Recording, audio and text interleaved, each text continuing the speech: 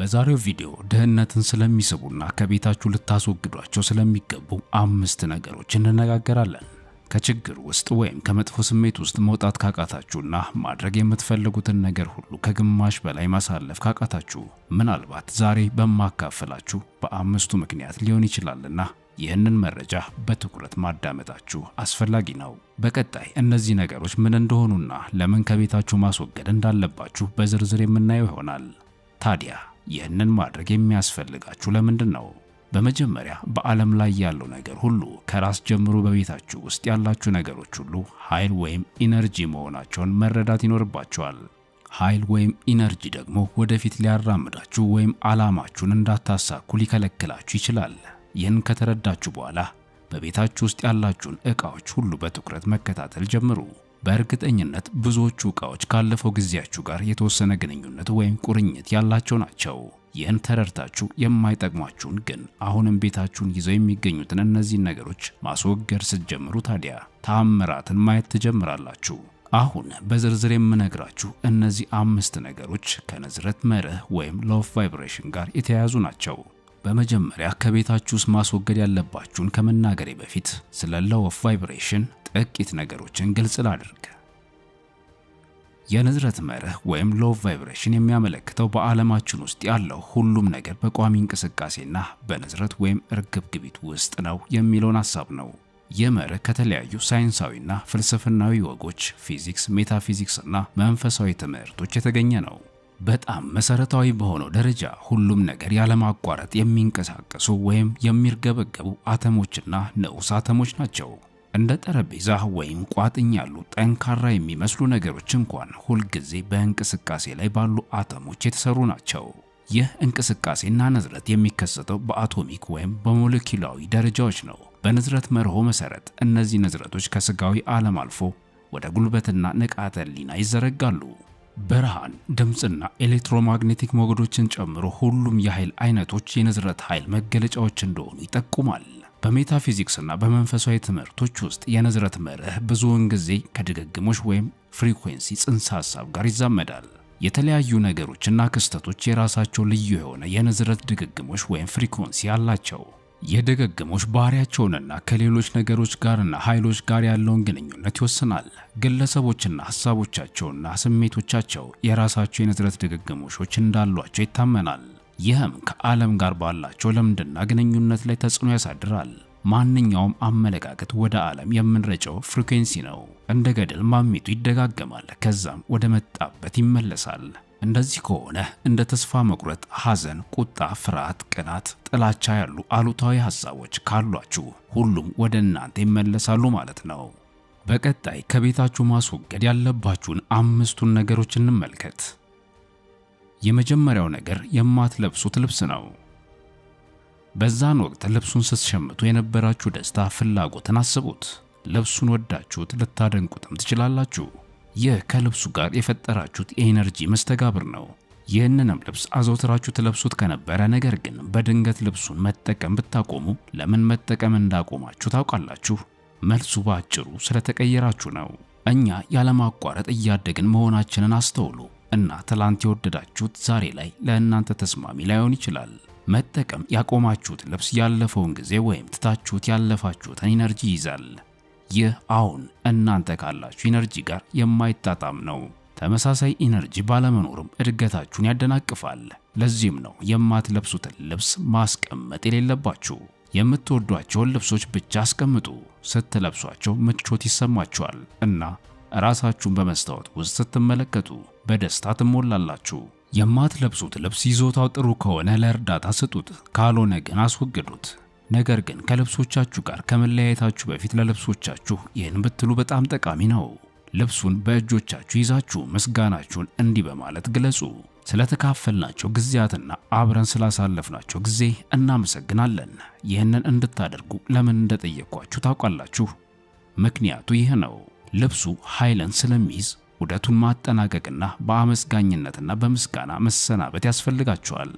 በለበሱበት ጊዜ በእርግጥ አስደናቂ ጊዜዎችን ለእናንተ አምጥቷልና። ሁለተኛ፣ ጉልበታችሁን የሚገድቡት ሁለተኛዎቹ ነገሮች የተሰበሩ ነገሮች ናቸው። የወጥ ቤት ዕቃዎች፣ የአበባ ማስቀመጫ፣ መስታወት፣ ስዕል ወይም ሌላ ማንኛውም ነገር በቤታችሁ ውስጥ ሊኖራችሁ የሚችል ጌጣጌጥ ሊሆን ይችላል። ቤታችሁ እንደ ቤተ መቅደሳችሁ እንደሆነ አስታውሱ፣ ተንከባከቡት። አንድ ነገር ከተሰበረ አንድ ላይ በማጣበቅ ለማስተካከል መሞከር የለባችሁም። ሲጀምር ተበላሽቷል። እንደዚህ የተበላሹ ዕቃዎችን በቤት ውስጥ ማኖር ኃይላችሁን የሚሰርቅ ሌባን በቤት ውስጥ እንደማኖር ነው። ስለዚህ እንደ ልብሳችሁ ሁሉ የተሰባበሩት ቁሳቁሶቹንም አስወግዱ። ላቀረቡት አገልግሎት በማመስገን ተሰናበቷቸውና አስወግዷቸው። ሶስተኛው የቆሸሹ ወይም ያረጁ ጫማዎች ናቸው። የህይወት ጉዟችሁ በምትለብሱት ጫማ የሚመራ ነው የሚል አባባል አለ። ሁልጊዜ ንጽህናቸውን መጠበቅና በጥሩ ሁኔታ መያዝ አለባችሁ።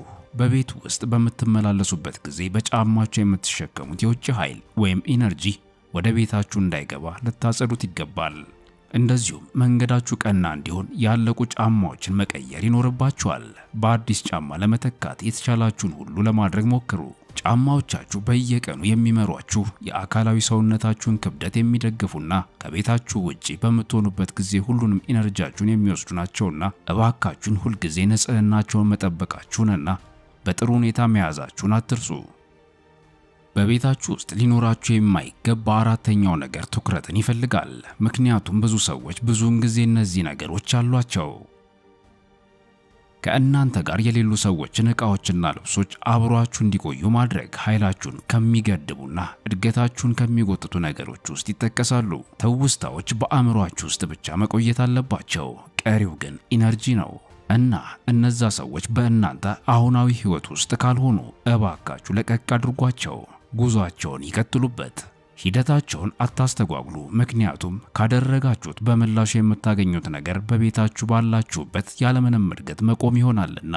የአሁኑ ህይወታችሁ አካል የሆኑ ነገሮች ብቻ በህይወታችሁ ሊኖሩ ይገባል እና ያለፈው ቀድሞውኑ ሞቷል፣ የለም። ስለዚህ ይህ ኃይል ከእናንተ መራቅ ይገባዋል። ማስወገድ ያለባችሁ አምስተኛውና የመጨረሻው ነገር ቅጥ ያጣ የቤት አያያዝ ነው። በቤታችሁ ውስጥ ያለው ኃይል በነፃነት መፍሰስ አለበት። አካባቢያችሁ ቅልል ባለ መጠን ብዙ ኃይል በቀላሉ ይዟዟራል። እባካችሁ ቤታችሁን የተደራጀ ለማድረግ ሞክሩ። መስኮቶቹን ክፈቱ፣ አየርና የፀሐይ ብርሃን አስገቡ። በመንገድ ላይ ምንም ነገር አታዝረክርኩ። ቤታችሁ የሚያምሩ እጽዋትን በማስገባት አየሩ እንዲታወር ለማድረግ ሞክሩና በልባችሁ ይህ የምታከብሩት ቦታ እንደሆነ ይሰማችኋል። ያደረጋችሁት እንክብካቤም ደስታን ይሰጣችኋል። በየማለዳው አልጋችሁን አንጥፉና ለተኛችሁበት መኝታ አክብሮትን ስጡት። ኃይልን ትጋራላችሁና ቤታችሁን በተቻለ መጠን ተስማሚ ለማድረግ ሞክሩ። ይህ የቅንጦት ጉዳይ አይደለም። ይህ በንጹህና እርስ በእርሱ በሚስማማ ቤት ውስጥ ለሚንቀሳቀሰው ኢነርጂ ነው። እነዚህን 5 ነጥቦች መተግበር ስትጀምሩ ጉልህ የሆነ ለውጥን ማጣጣም ትጀምራላችሁ። ቀለል ይላችኋል። በህይወታችሁ ውስጥ ያሉ ሁኔታዎችም እንዴት እንደሚፈቱ ትመለከታላችሁ። ኢነርጂ እንዲፈስ አድርጉና ህይወታችሁ ሙሉ በሙሉ ይሻሻላል። ቤታችሁን አጽዱ። ከእናንተ ጋር የማይስማሙትን ሁሉንም አሉታዊ ነገሮች አስወግዱ እና ብዙም ሳይቆይ ተአምራትን ትመለከታላችሁ። ይህንን ቪዲዮ ሳጠቃልለው የቤታችን ሁኔታ ኃይላችንንና አጠቃላይ ደህንነታችንን በእጅጉ ይነካል። በአካባቢያችን ላይ የሚደረጉ ለውጦች በህይወታችን ላይ ከፍተኛ ተጽዕኖን እንደሚያሳድሩ በሚያስገርም መልኩ እናስተውላለን። የማንለብሳቸውን ልብስ በማስወገድ ከእኛ ጋር ከሌሉ ከምንወዳቸው ሰዎች ጋር የተቆራኙ የተሰበሩ ጌጣጌጦችንና ዕቃዎችን ባለመጠቀም አዎንታዊ ኃይልን በነፃነት እንዲፈስ ምቹ ሁኔታ እንፈጥራለን። ይህ የሚያስታውሰን በዙሪያችን ያሉት ነገሮች ሁሉ ኃይልን እንደሚሸከሙ ነው። ይህን በመገንዘብ ከአሁኑ ማንነታችን ጋር በሚጣጣሙ ነገሮች ዙሪያችንን ለመክበብ ስንመርጥ በአካባቢያችንና በራሳችን ኢነርጂ መካከል መጣጣም ይሆናል። ወደማይታመን ለውጥም በሮችን እንከፍታለን። በተጨማሪም ያልተመሰቃቀለ ያማረ የመኖሪያ ቦታን በመፍጠር በእውነት የምንወዳቸውን ነገሮች ቤታችን ውስጥ በማድረግ ምቹ የሆነ የኢነርጂ ፍሰትን መፍጠር ይቻላል። ንጹህ አየርና የፀሐይ ብርሃን ወደ ቤት ውስጥ ለማስገባት መስኮቶችን መክፈት ቤታችንን በአዎንታዊ ስሜት ለመሙላት ያስችላል። ስለዚህ እርምጃ እንድትወስዱና መንፈሳችሁን የሚንከባከብና እድገታችሁን የሚያቀጣጥል ቦታን የመፍጠር ጉዞ እንድትጀምሩ አበረታታችኋለሁ። የአካባቢያችንን ኃይል እንቀበል። አዎንታዊው ኃይል ይፍሰስ እና ድንቅ ነገሮች በዚህ መንገድ መገለጥ ይጀምራሉ። ያካፈልኩትን መረጃ ከወደዳችሁት በአስተያየቶች አሳውቁኝ። ላይክ ማድረጋችሁም አይረሳ። አዲስ ከሆናችሁና ለመጀመሪያ ጊዜ እያዳመጣችሁኝ ከሆነ መማማራችንን እንድንቀጥል ሰብስክራይብ እንድታደርጉ ጋብዛችኋለሁ። በሚቀጥለው ቪዲዮ እስክንገናኝ ድረስ ታዲያ በያላችሁበት ሰላማችሁ ይብዛ። በቸር ሰንብቱልኝ።